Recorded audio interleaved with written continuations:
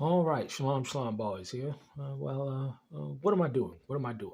Um, I'm sitting here doing some cleaning out, and while I was doing that, I recently was able to, just clean up the Big Berkey water filtration system because uh, when we first got to the property, uh, I was concerned about the quality of the well water. Maybe we needed to filter the well water. And the lady that I purchased the property from told me that it was, in fact, well water and that is some of the cleanest, most delicious water that you can ever purchase. And we went over to the hydrant and she gave me a cup and we took the water out of that well and she says, drink and taste it and tell me what you think. And I drank and I tasted it, and it's some of the most delicious water that I've ever drank in my entire life. Because coming from New York City and living in the suburbs or the South Jersey or any one of these locations, what I came to realize was that they put fluoride in the water, not only including the fluoride, but other things that are not filtered out of the water system. And that concerned me. I had a 3-bedroom apartment or a 3-family apartment or house on Goldsmith Avenue in Newark, New Jersey.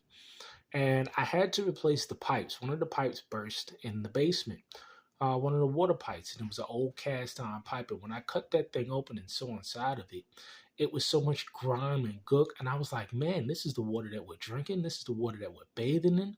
And so I immediately went and began to put filters on all of my water. And so, that's how I come to understand, what's going on with our water supply system. Because if you don't have clean water, um, you don't have nothing. Because you need water. You need water. You need air. You need food. And if you don't have these basic things, and you don't have access to good quality food, good quality air, good quality water, it's going to affect your health. It's going to cause all sorts of problems, whether it's neurological, biological, on the cellular level, and on the mental health issue. And this is what we're seeing because we know what fluoride does to the water. Or what fluoride does to the brain, to the body, and it's pretty sad. One of the chief things that it does is it makes you docile. And what do we see here? We see a docile nation that is descending into chaos. I mean, just being out in the country and looking at what's going on in the city, it really is amazing. And, being from New York City, I just go back to the water. And by the way, it's interesting. They just now banned, the EPA just now banned Big Berkey water filters. You can't even get this water filter anymore. I think there's some type of legal fight going on, but the EPA has banned these water filters. Now, why would they ban a water filter? I mean, this is you can look at Big Berkey. It's a trusted, top quality, type of the line, a water filtration system. And I have not had the opportunity to use it because of the well water here. But, just in case if we ever needed to use it, I have the supplies. I have everything necessary for it. But it's pretty sad. Or I can transport it elsewhere. If I'm going somewhere else, I can always use this. And they have cartridges, fluoride cartridges and stuff that go along with this. But, it removes like 99% of the germs and bacteria.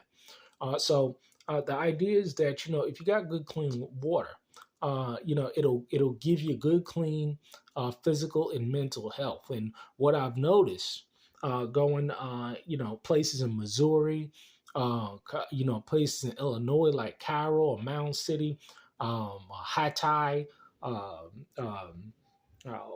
certain say Anna, Illinois. These are certain sections in this area they're all impoverished. And you bet to believe that they got fluoride and all types of dirty stuff going into their drinking water.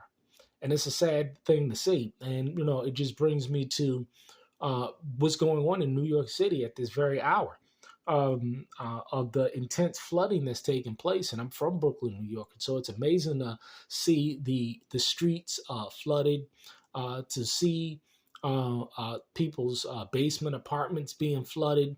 It's amazing, to think about it, because I used to be in or associate or with people who lived in those basement apartments, you know what I'm saying, in brownstones and stuff. And all of that stuff is flooded out. And so, when we talk about from the perspective of water and preparedness, anything can happen, any disaster can happen, whether it's economic or social or political. Let's look at what's going on out there in Philadelphia. They're tearing the place apart.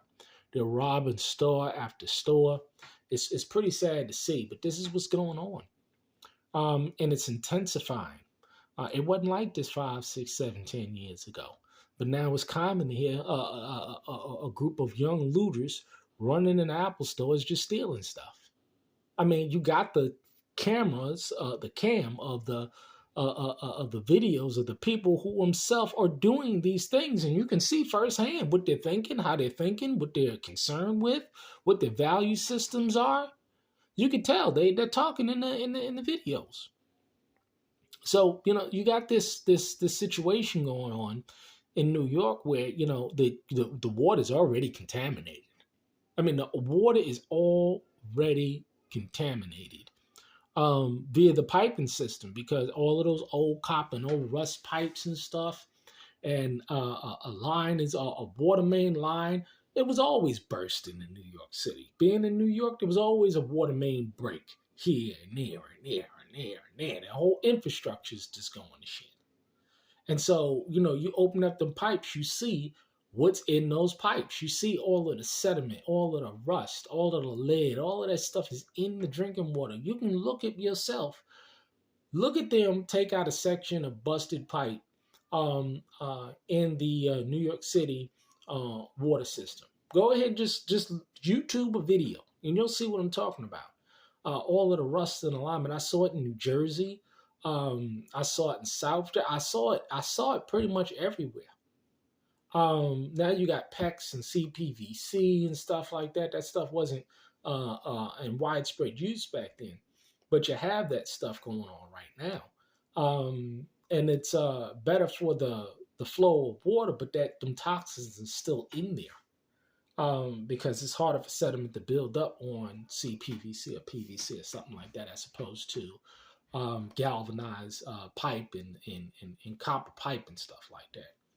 So it's important to have good clean water, have the ability to filter your water, provided that you're not on um, um, a property that has well water. I tell people all the time, one of the biggest things, I don't care how pristine and beautiful the property was, if it didn't have good, clean water on it, if it didn't have the ability to get access to my own good, clean water, as supposed to be a pipeline, I wouldn't buy it. I would not buy it. Well digging is a very expensive operation, especially in this day and age. You're talking about, uh, 12 to 15,000, probably if not more, to not only dig the hole and put in the pump, but also to run the lines to the facilities that you need. You see, to run it to each house or each cabin, or all of that stuff, and then put the corresponding systems and put the plumbing systems within those structures. It's a lot. It's a lot. Um, but it's important to have good, clean well water. Make sure that you have the economics in order to drill your well. If you move on a piece of land, if you buy a piece of property, if you ain't got water, you ain't got nothing. And if somebody could just turn off your water at the flippers of a switch, you in bad shape. You in deep trouble. So, for folks that are in the cities, or folks that are or transitioning, This is your best bet right here. This is your best bet right here.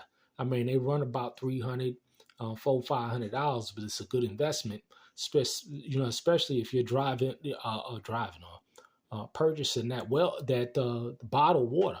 I mean, bottled water has to be the biggest scam, and is even probably more toxic than the damn drinking water. But the stuff that they put in it, it's sad.